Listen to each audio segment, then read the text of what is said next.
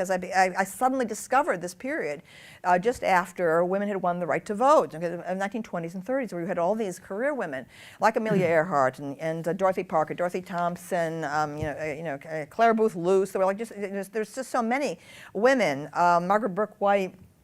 And so by the time second wave feminism revived, okay, which was with Betty Friedan's co-founding of NOW in 1967, I was out of sync with them. Okay, so when suddenly they revived and began complaining about men and all that stuff and so on and so forth, and I hated it. Okay, and I was it was early clashes that I had with those feminists from the start. I tried to join second wave feminism, and they wouldn't have me. They kept them because I would not badmouth men. Because you see, these women like Amelia Earhart and so on, they did not badmouth men. Okay, they admired men. They admired what men had done. Okay, and what they said was, we demand equal opportunity for women, which give us the opportunity to show that we can achieve at the same level as men, as who did all these great things. That was not the tone, okay, of second wave feminism from the start. It was always like, man, there's a patriarchy, blah, blah, blah, like this and so on. Bunch of, these women were insane. Okay, from the start. Okay,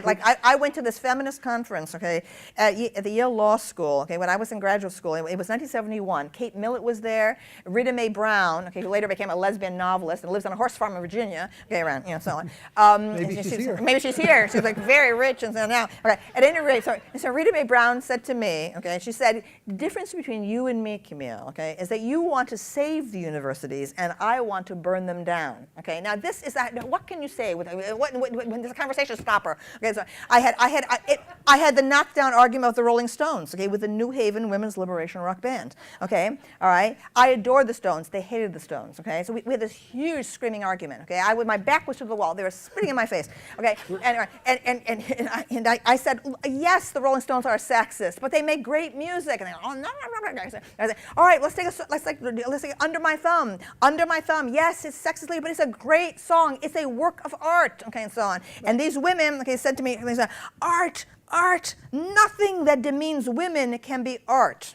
Now that is the Stalinist view of art. Okay, right? More about you. More about you. Less about them. Okay. All right. Then there was, wait a minute, then there was the argument that I had. Okay, this is Amelia Earhart. You asked me about Amelia Earhart. Yes, okay? yes. Right. Then I had my first job at Bennington College in 1972, okay, and people said, oh, there's this new women's studies department, one of the first ever at State University of New York at Albany, okay, there'll be wonderful. Okay, so they're feminists, I'm feminist, okay, all right, so we had like a dinner, okay, we're going to go to a lecture, okay, and so on, and we didn't get through to dessert, let me tell you, over that dinner, okay, because we had this screaming argument about hormones, okay, they deny that hormones have the slightest impact on human life. They said hormones don't even exist, okay? They told me I had been brainwashed, okay, by male scientists to believe, and these were women who were in the English department, a wonderful education they had in biology, and so on. So, at any rate, Amelia Earhart, okay, yes, of course, never was like this with men, because this is the point. Okay, so Amelia Earhart has in fact, my next book, my next essay collection, I'm going to reproduce the page from Newsweek magazine, okay, 1963. Okay, I wrote in a letter to the editor that was like their number one letter. I'm 16 years old, okay, at that point, okay, and what was it? Oh, I know it.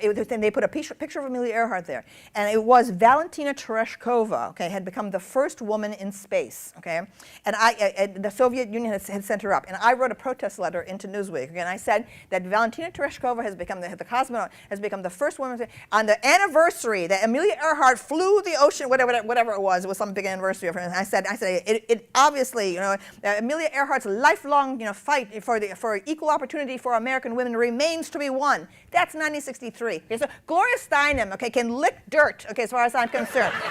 When I was doing that, Gloria Steinem was running around New York in a plastic skirt. I'm telling you, okay. Now She's a fraud, that woman.